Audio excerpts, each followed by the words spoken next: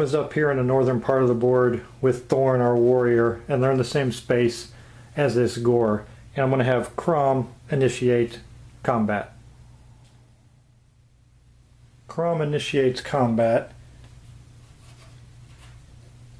which will move him up to 3.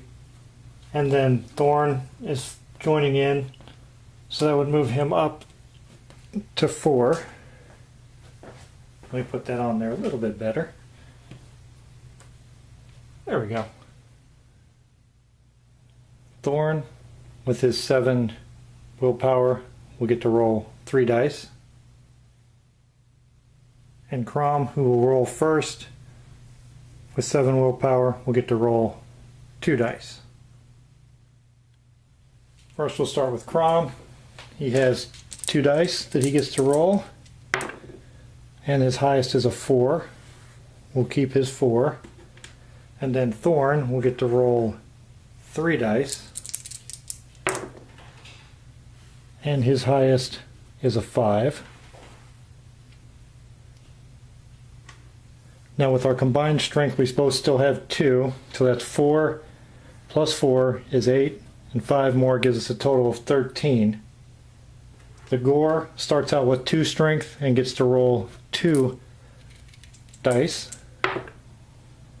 and got a 6. So he got an 8, and we got a 13. That's a difference of 5, and the Gores only have 4 health, so that'll be enough to eliminate him.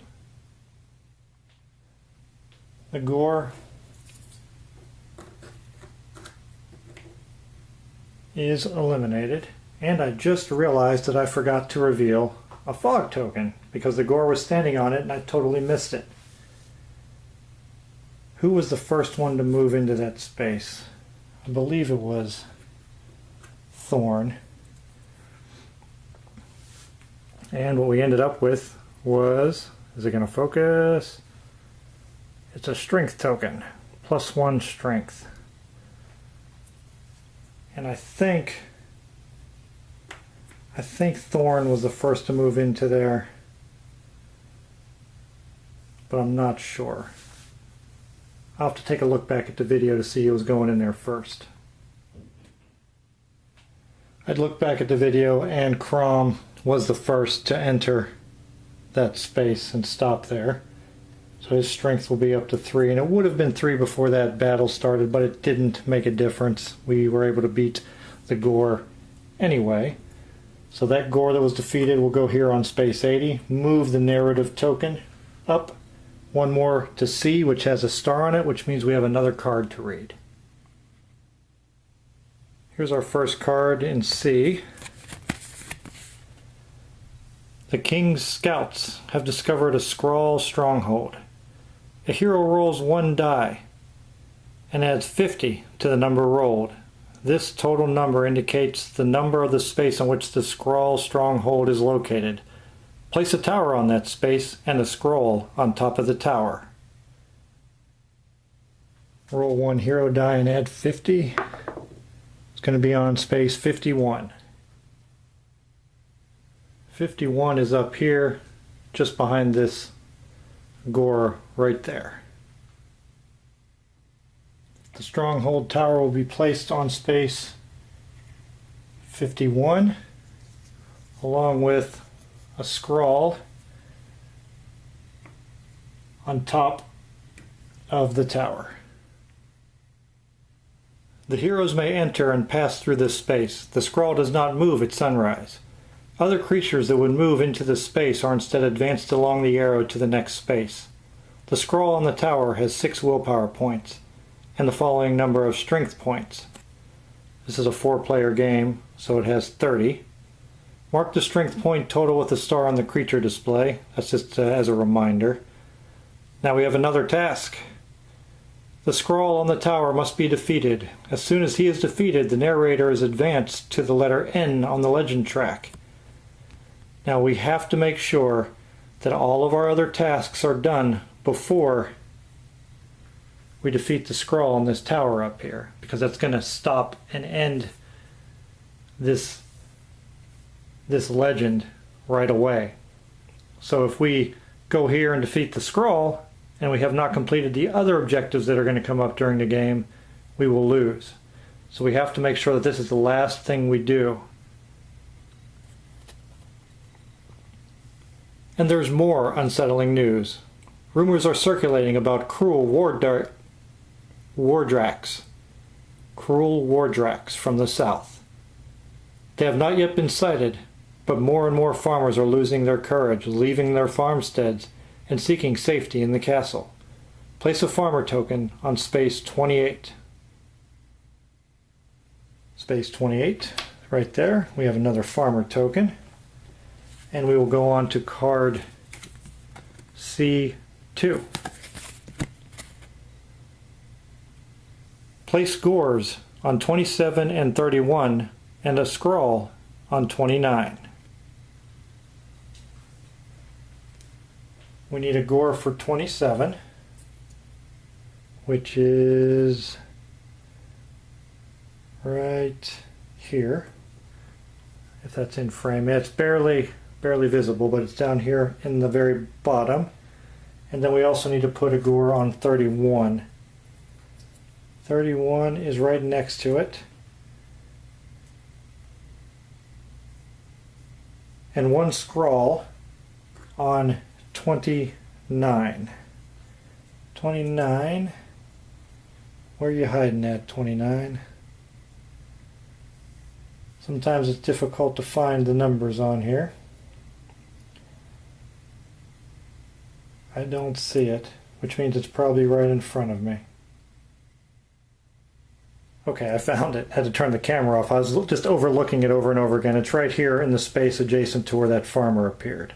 So a Skral will go on there.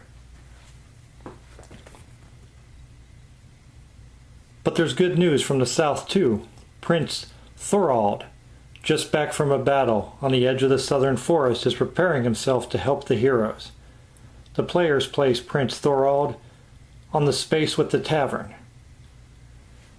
Let me get his standee. Here's Prince Thorald.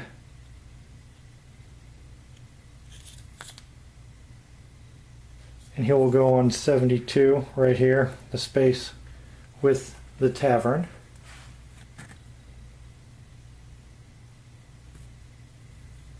If the prince is standing on the same space as a creature, he counts as an extra 4 strength points for the heroes in a battle with the creature. Instead of fighting or moving, a hero can now also choose to move prince action during his move. This will cost him 1 hour on the time track. He can move the prince up to 4 spaces. He can also do that several times during his turn. For example, move the prince up to 8 spaces at the cost of 2 hours. After the move prince action, it's the next hero's turn. Note, Prince Thorald cannot collect any tokens or move any farmers. Prince Thorald will accompany the heroes until letter G on the legend track. Legend goal. The legend is won when the narrator reaches the letter N on the legend track, and the castle has been defended, and the medicinal herb is on the castle space, and the Skral on the tower has been defeated. Now this medicinal herb has not come into play yet because we have not found the witch, so that'll make more sense when that comes into play. All of that happened during Kromm's turn, which means it's now Thorn's turn. And up here on the time track, he's on hour 4, so he still has 3 that he can use. My main concern is the Skral down here, down here, because it's going to move into the castle. This one only has to go 2 to get to the castle. At least this one still has to go 3. So maybe we should concentrate on that one. Since we have a couple of heroes that are over there close, what I will do is for Thorn, I will spend 1 hour to do the move prince action and move the prince up to 4, so I'll move him 3 spaces onto the same space as that gore, which will take us now to Chadha our archer's turn. Chadha is at 7 on the time track already. If I take her into overtime, she's going to start losing willpower, which will take her into the next lower tier on her character board, which means instead of rolling 4 dice, she'll only roll 3 during her turn. So I'm going to choose to end our turn. Now, the first character to do that, their token will go into the rooster space, which means they will be the first player to act on the next day. I just want to give you a close-up look. You can see the little rooster there. So the player's token that ends their turn first gets to go first. And then you'll see all these icons at the bottom of the sunrise box. That is an indication of what plays out when we get to the sunrise action. The very first one is drawing a event card, which is that stack to the left of the sunrise box. And then we have the various monsters and the order in which they'll move. Then you'll see to the far right, almost at the end, the well symbol, which means we'll refresh wells. And then the narrator symbol shows that the narrator will move ahead 1 box. The items that I showed you in that sunrise box are not happening right now. I just wanted to highlight them since I started talking about the little rooster space. Now it's Iara's turn. She's right here. I'm going to move her over 1 and end her turn, which will cost her an hour on the track. Move her over from 4 to 5 for that move. And next we'll have Kromm. Got Kromm up here in the north. I'm worried about this scroll. It's going to be moving towards the castle. He has 4 hours left in his day, and it's going to take him 1, 2... It'll take him 5 to get to the same space, but I could just prepare for the next round and put him in the space next to it. So we'll move him 1, 2, 3, 4. That'll have him ready for the space that it's going to move into. Kromm moved 4, which will take him all the way up to 7. And I went back and reviewed because I thought maybe when I killed that second gore with Kromm and Thorn, I did forget to get my reward of either 2 gold, 2 willpower, or split. And what I will do is both of them currently have 1 gold each. So I'm going to split it and give them 1 gold apiece again. That way they have 2 and they're ready to purchase something if they need to. That'll end Kromm's move. Thorn is up there in the north also. I want to bring him back down this direction. He's on hour 5, so he has 2 more that he can do. Where do I want to have him? I think we'll be okay here. I'm going to bring him down this direction. 1, 2. That way maybe we can get him over here in the next day to make a purchase with the 2 gold that he has. I don't want to uncover any more of the fog tokens right now without knowing what they are, and I'm going to have Chadha go over there the next day and go up and down the coast trying to find out where this witch is at.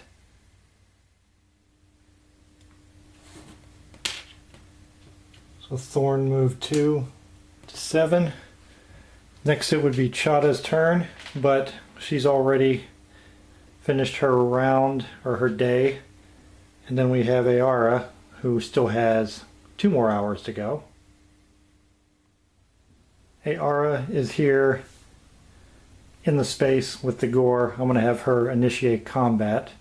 And then she also has the prince there to help back her up. She initiates combat, moves up to hour 6. Iara initiates, and she gets to roll her 1 die. And it's a 1, which is actually great because she can flip it to the opposite side and turn it into a 6. Now she has a strength of 2. The prince gives her 4 more, So 6 strength plus her roll of 6 gives her 12. The gore can roll 2 dice. And its best die is a 4, plus its strength of 2 makes it total 6. Our 12 makes it take 6 damage. With a health of only 4, it is eliminated. The gore lost all of its willpower. And I know I said health. I'm going to have a hard time remembering to call it willpower because so many games call it health or hit points. So anytime I say health, I apologize. I know that the correct term is willpower, but I know I'm going to mess that up. The gore is eliminated. The narrator moves ahead to D, and Ayara is the only hero in that battle, so she will get the reward to herself. And the reward is any combination of 2 gold, 2 willpower. And since her willpower isn't as important because she rolls 1 die no matter what role she's in, I'm going to take the 2 gold as her reward. Next we have Kromm. He's here on 7, and he will choose to end his turn and put his token in the sunrise box. Thorn would be next and will do the same. Chadha is again already done for her day, leaving us only with Ayara over here, who has 1 hour left. For Ayara, I can see that this farmer is not going to make it if I don't go and get her. So I'm going to move 1, and that'll take me into hour 7. And I'm going to use one of my overtime hours to move again right back where I came from with the farmer. Why I did that will become a little more clear when the creatures move. And also, I didn't reveal that rune stone because I just passed through. I didn't stop my move in that space. So she moved once to get there, and then she moved again, an overtime move, which is going to take 2 away from her willpower. Because that overtime move, her willpower will drop down to 5. And if I'm going to do that with anybody, I would do it with her first, since it doesn't penalize her in any way as far as how many dice she's going to roll in combat. That will end her move, and since she's the only hero that has anything left out on the time track, it would be her again, but she's going to choose to end her turn there and move into the sunrise box. And that will end all of our heroes' moves and move us into the sunrise of our next day. We're into the sunrise of our next day. I'll go through the actions before I end the video. First thing we do is we're going to draw an event card. The minstrels sing a ballad about a deed of the heroes, strengthening their determination. On this day, the 8th hour costs no willpower points. Place this card above the overtime area of the time track. At the end of the day, it is removed from the game. Well, that comes in good. That comes in handy. Because, I'll just put it here since there's no room above, unless I can get it to lean. We'll do it like that. Now, this 8th spot will not cost us -2 willpower during this day. Next we have creature movement. And the creatures move in the order as shown out in the sunrise box. First are gores.